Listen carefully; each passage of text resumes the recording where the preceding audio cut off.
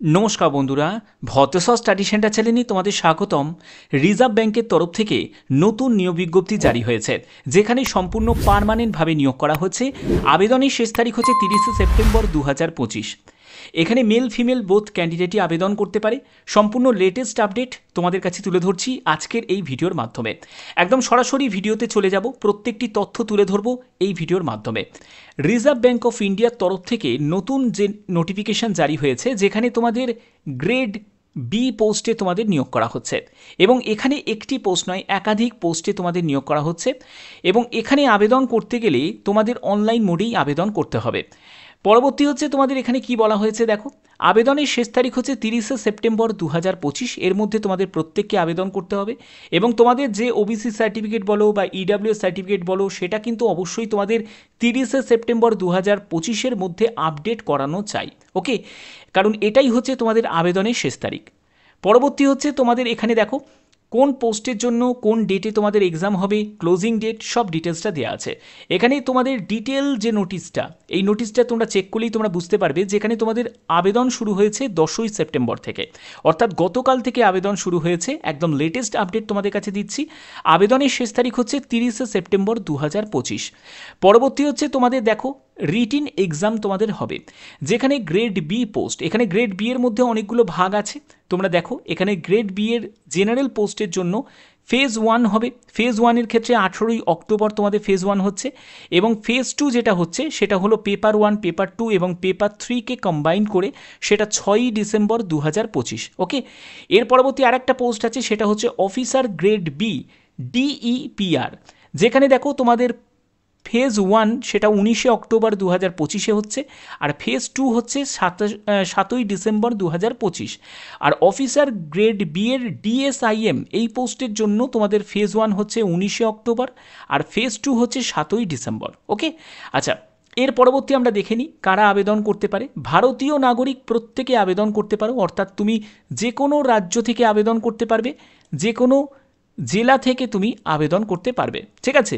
এবং এখানে তোমাদের অবশ্যই 1 সেপ্টেম্বর 2025 হিসাবে তোমাদের সম্পূর্ণ এলিজিবিলিটি ক্রাইটেরিয়া যেগুলো আছে সেগুলো তোমাকে ফুলফিল করতে হবে। ওকে, এর পরবর্তী হচ্ছে এজ লিমিট। দেখো, এজ হচ্ছে ন্যূনতম এজ হচ্ছে 21 বছর এবং ম্যাক্সিমাম এজ হচ্ছে 30 বছর।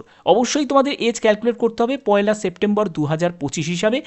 এজ রিল্যাক্সেশন আছে, যারা যারা তোমরা এসসি এসটি ক্যান্ডিডেট আছো তারা বয়সে 5 বছর ছাড় পাবে, আর ওবিসি যারা ক্যান্ডিডেট আছো তারা বয়সে 3 বছর ছাড় পেয়ে যাবে। ওকে, এর পরবর্তী হচ্ছে তোমাদের এখানে এডুকেশন কোয়ালিফিকেশানের ডিটেলসে চলে যাচ্ছি। দেখো, এডুকেশন কোয়ালিফিকেশান সেটা হচ্ছে গ্রেড বি অফিসার লেভেলের পোস্ট, যেটা জেনারেলের ক্ষেত্রে এখানে তোমাদের গ্র্যাজুয়েশন, মানে যে কোনো শাখায় তুমি যদি গ্র্যাজুয়েট হয়ে থাকো, আর্টস থেকে হোক, সায়েন্স থেকে হোক বা কমার্স থেকে হোক, আবেদন করতে পারবে, কিন্তু 60% তোমার নাম্বার থাকতে হবে। ওকে, এবার যদি তুমি এসসি এসটি পিডাব্লিউবিডি ক্যাটাগরি থেকে হয়ে থাকো, তোমার 50% নাম্বার হলেও তুমি আবেদন করতে পারো, ঠিক আছে।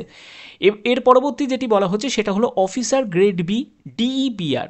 এই পোস্টের জন্য যাদের এমএ এমএসসি যোগ্যতা আছে ইকোনমিক্স নিয়ে, তারাই আবেদন করতে পারে।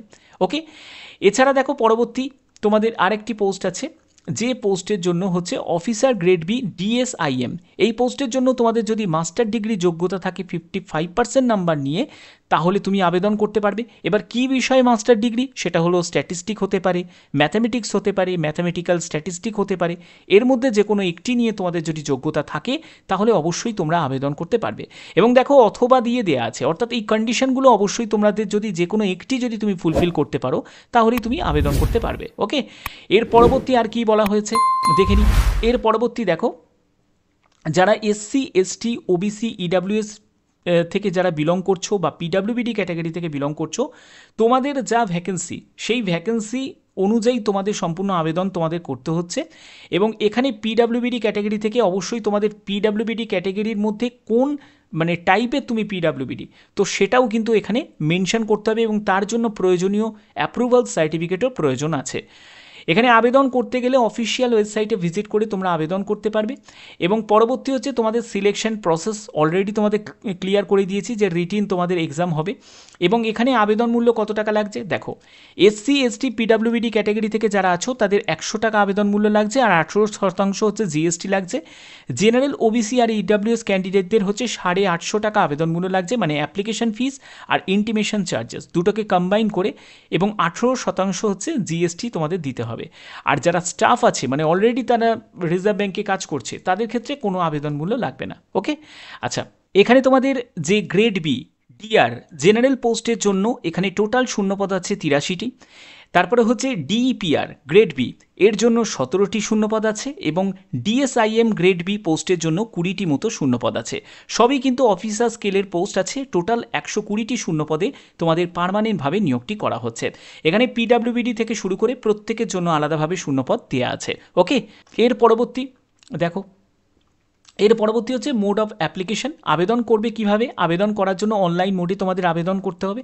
এবার সব থেকে তোমাদের একটা মেন কোয়ারিজ যেটা থাকে যে স্যার আমরা এখানে বেতন কত টাকা পাবো। বেতন লেভেল তোমরা দেখতেই পাচ্ছ, এখানে বেতন লেভেল দেওয়াই আছে, সম্পূর্ণ ডিটেলসটা তোমাদের এখানে বেতনের দেওয়া আছে। এর পরবর্তী হচ্ছে তোমাদের আর একটা কোয়ারি থাকবে যে স্যার আমাদের এক্সাম সেন্টারটা কোথায় হবে। এক্সাম সেন্টারের ক্ষেত্রে বলে রাখি সম্পূর্ণ স্টেট ওয়াইজ তোমাদের এক্সাম সেন্টার পড়ছে। যেমন হচ্ছে আসাম থেকে যারা, তাদের ডিব্রুগড়, গুয়াহাটি, জোরহাট, শিলচর, তেজপুর এইসব জায়গা পড়ছে। যারা তোমরা ত্রিপুরা থেকে বিলং করছো, আমি ত্রিপুরার জায়গাটা চলে যাচ্ছি, ত্রিপুরা থেকে যারা বিলং করছো তোমাদের আগরতলাতে এক্সাম সেন্টার পেয়ে যাবে। আর যারা তোমরা ওয়েস্ট বেঙ্গল থেকে বিলং করছো তোমাদের আসানসোল, কলকাতা, গ্রেটার কলকাতা, কল্যাণী, শিলিগুড়ি, বর্ধমান, দুর্গাপুর, হুগলি, হাওড়া এইসব এতগুলো জায়গায় তোমরা এক্সামিনেশন সেন্টার পেয়ে যাচ্ছ। এর পরবর্তী দেখো তোমাদের এখানেও দেখো কলকাতাতে এক্সাম সেন্টার পেয়ে যাচ্ছ। এইসব বিভিন্ন জায়গায় তোমাদের এক্সাম সেন্টার থাকছে। এবার তোমাদের আবেদন করার যে মূল প্রসেসে সেখানে আমি চলে যাব, একদম ডাইরেক্ট আমি ভিজিট করব। তো দেখো তোমাদের আবেদন করার জন্য রিজার্ভ ব্যাংকের একদম অফিসিয়াল সাইট থেকে তোমাদের এখানে আসতে হবে। এর জন্য তোমাদের কি করতে হবে দেখো, 15ই অক্টোবর হচ্ছে তোমাদের প্রিন্ট আউট নেওয়ার হচ্ছে লাস্ট ডেট, এবং আবেদনের লাস্ট ডেট হচ্ছে 30শে সেপ্টেম্বর 2025। এখানে তোমাদের click here for new registration এই অপশানে তোমাদের ক্লিক করতে হবে। এখান থেকে বেসিক ইনফরমেশন ফিল করতে হবে, যেখানে তোমার ফার্স্ট নেমটাকে রিটাইপ করবে, তোমার মিডিল নেম, তারপর তোমার লাস্ট নেম, এগুলো তোমাদের দিতে হবে। তারপরে হচ্ছে তোমার মোবাইল নাম্বার, তুমি চাইলে তুমি অল্টারনেট মোবাইল নাম্বারও একটা দিতে পারো, ঠিক আছে। এরপরে তোমাকে মেল আইডি দিতে হবে, সেই মেল আইডিটাকে তোমাকে আবার রিটাইপ করতে হবে। তারপরে একটা সিকিউরিটি কোড আছে, এরকম একটা সিকিউরিটি কোড বসিয়ে তোমাকে সেভ অ্যান্ড নেক্সটে গিয়ে ক্লিক করতে হবে। এর পরবর্তী স্টেপগুলো হচ্ছে ফটো, সিগনেচার আপলোড করা, তোমার ডিটেলস ইনফরমেশন দিতে হবে, তোমাকে প্রিভিউ করতে হবে, আপলোড করতে হবে, এবং তোমাকে আবেদনমূল্য জমা করতে হবে।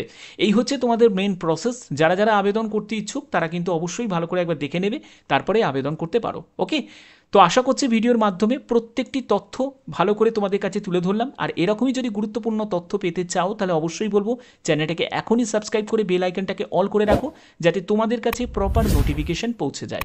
এখনের মতো এটুকুই, টাটা।